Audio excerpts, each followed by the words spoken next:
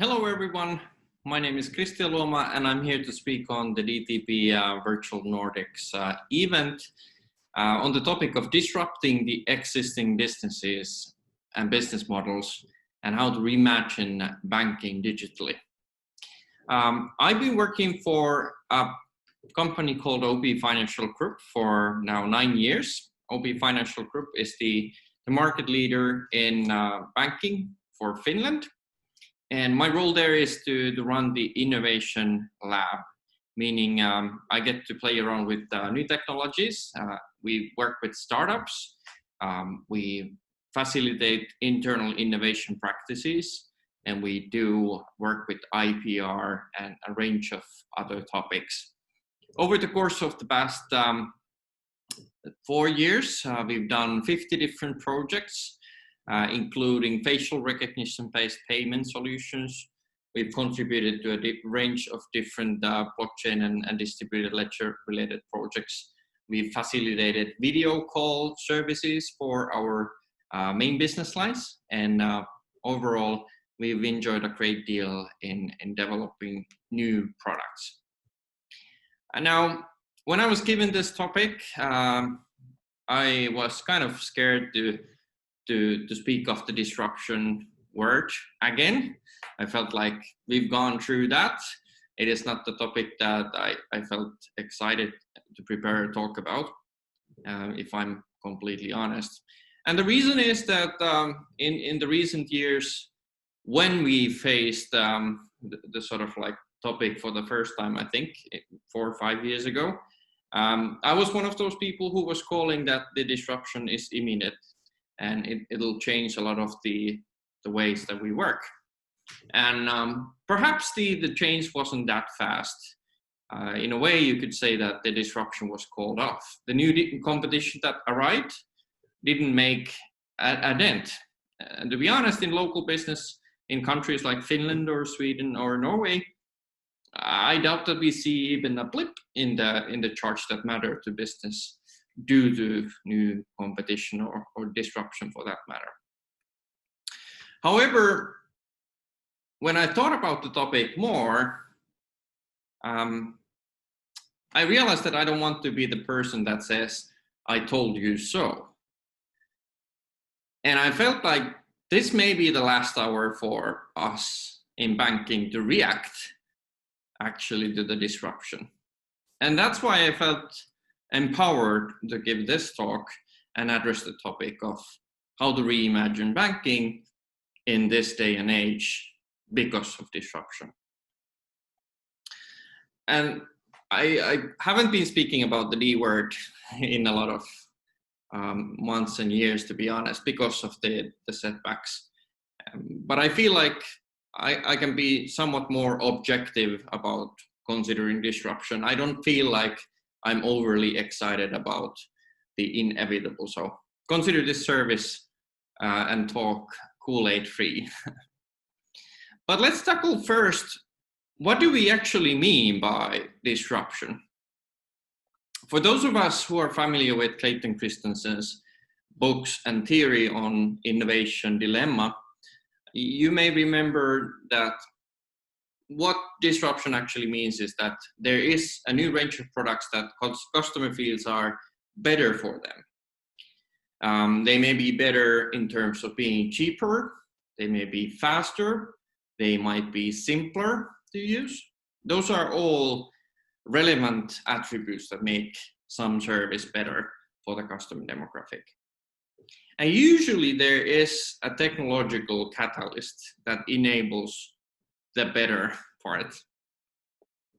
Disruption happens because technology has come into a certain place, but more importantly, because customers are willing to adopt the technology. Usually technology comes with some additional trouble compared to the previous generation. You have to learn something new, but when you get used to it over time, it becomes easier to adopt additional services that are using the same technology. I think that makes sense. We've all seen it in mobile. Once we've gotten around to using a lot of mobile apps, there's no way of going back to online apps because they're clunky and difficult to use. So more and more services become mobile first. That has certainly happened for banking as well. At least in our case, we've seen an immense surge, and already 3-4 years ago, we crossed the charts when it came to monthly active usage for online banking versus mobile banking. The mobile banking is now our primary channel when you measure by the activity and frequency of use.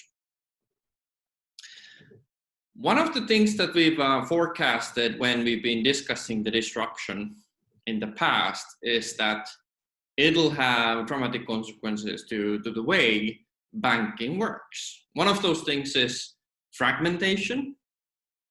Another sort of significant trend that we've been forecasting is global and perhaps new competition by big tech companies and so forth. And this global marketplace effect has been forecasted to lead into price compression, but also potential new services, which may be actually fewer than we anticipated, but nevertheless, they might be important. Apple Pay and mobile payment products overall have certainly fit that bill. And of course, what the disruption in banking has meant for years is that there will be a reduction in the use of physical channel.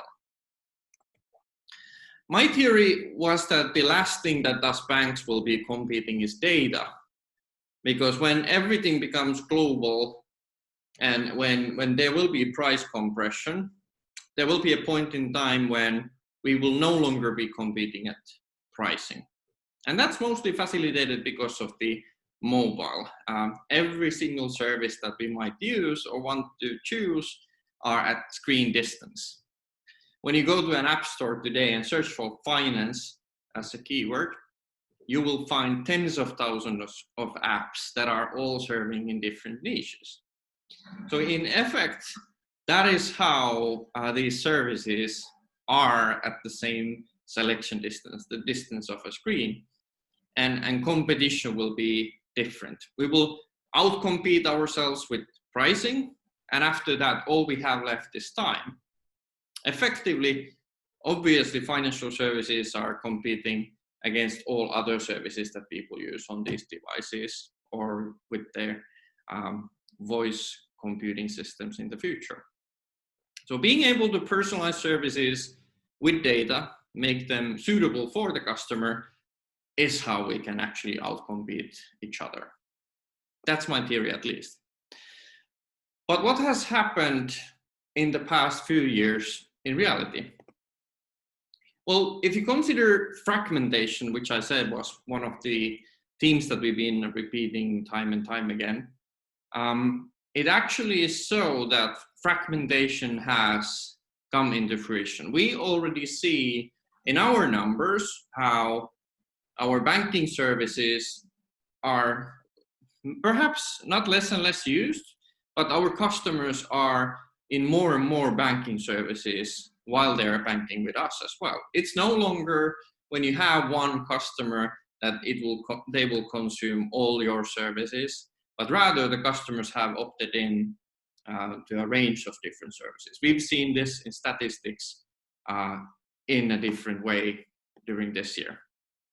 When it comes to global and new competition, I think it's clear that we're seeing few, but very clearly global players that are entered the banking space in permanent state. In fact, very traditional banking service providers like Goldman Sachs have been leveraging the distribution channels by others in new ways. Price compression, I don't think we've seen really that happen so severely.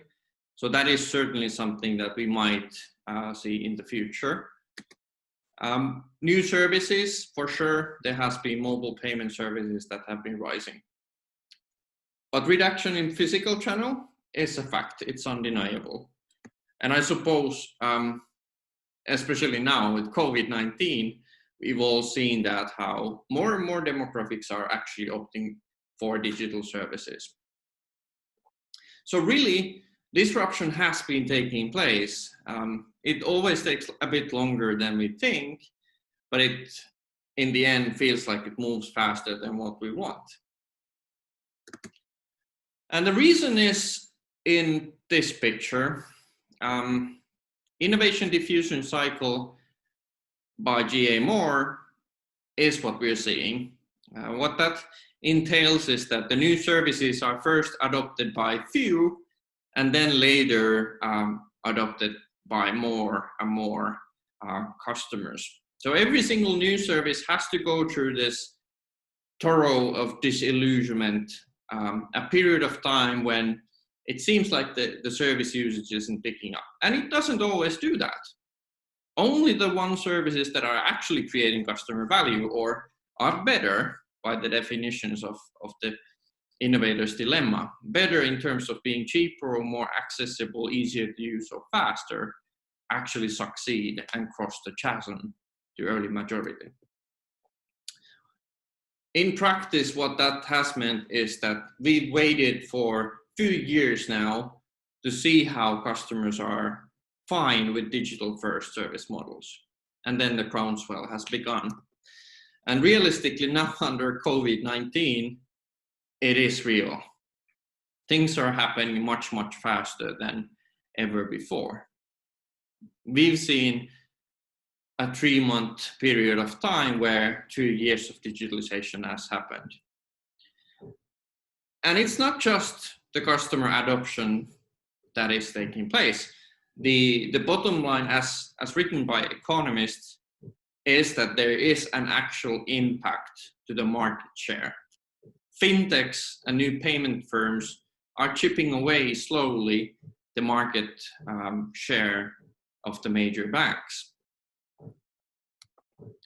So how do we compete with this trend? If disruption is actually real and now picking up pace because customers are adopting and these services that are digital first, how do we deal with this? Do we need to bring on a digital only bank as well to fight head on with the startups? My argument is that that wouldn't be the right thing to do. And let me explain.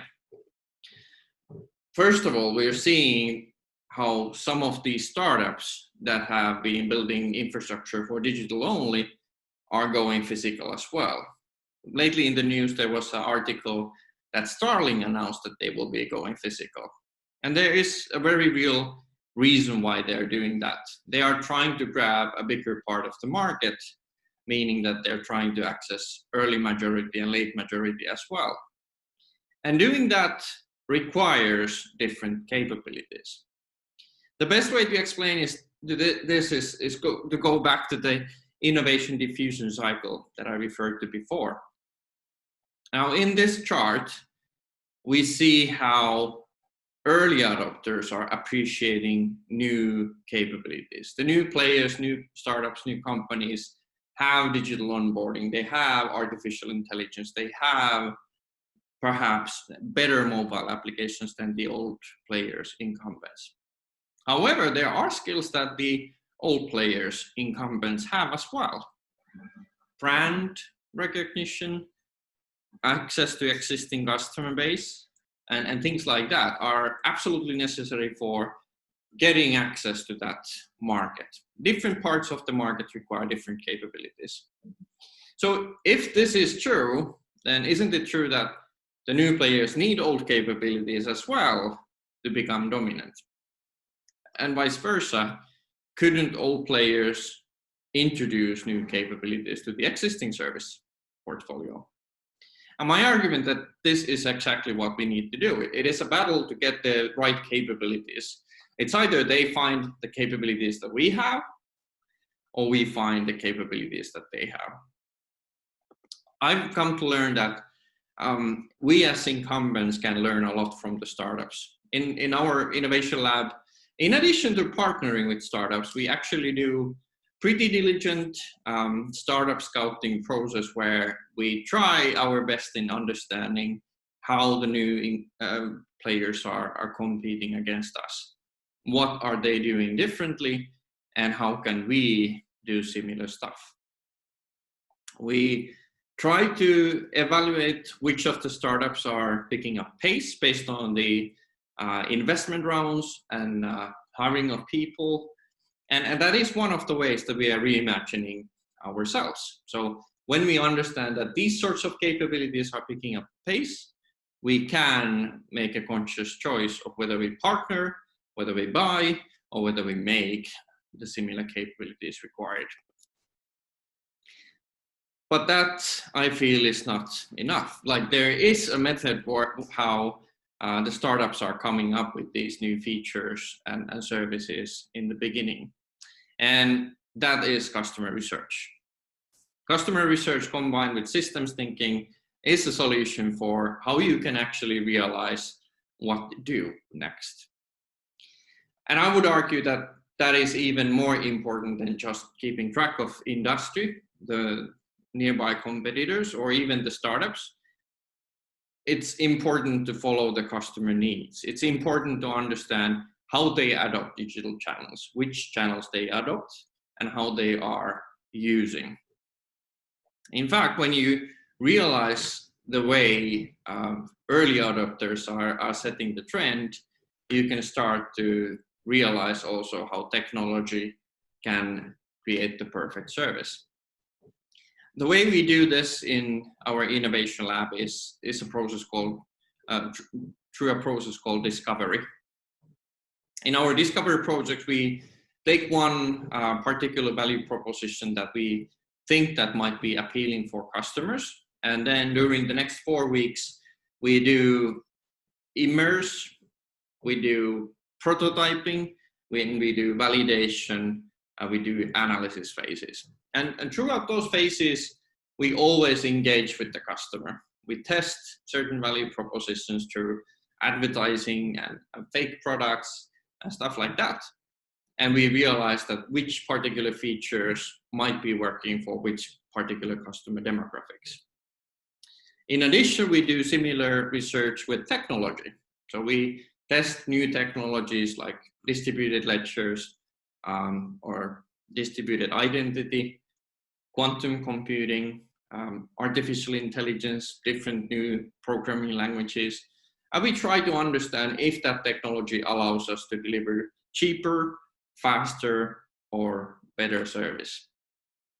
And in combination with following the customer, as well as following the technology, we can realize new services that may not be existing out there in the industry or competitive landscape, but are contributing for the end goals and values that the customer needs. So in a summary for my presentation, the time is up in a sense that the disruption is actually taking place. We can see that from the charts, and we can see that how customers are adopting new services. However, it is not too late. When everything becomes at the distance of a screen, we will be facing a competition where we're fighting for the pricing, yes, but also for the personalization. The apps that are taking the least amount of time and effort will likely come on top. We also do have an upper hand with existing capabilities, and that's why it's important to understand the innovation diffusion cycle. It's important to recognize the new competition and the capabilities that they have. We shouldn't ignore them, even though they have not made a dent into the business that we have. We can learn a lot from the capabilities that they have. On the other hand, you can follow the customer as well.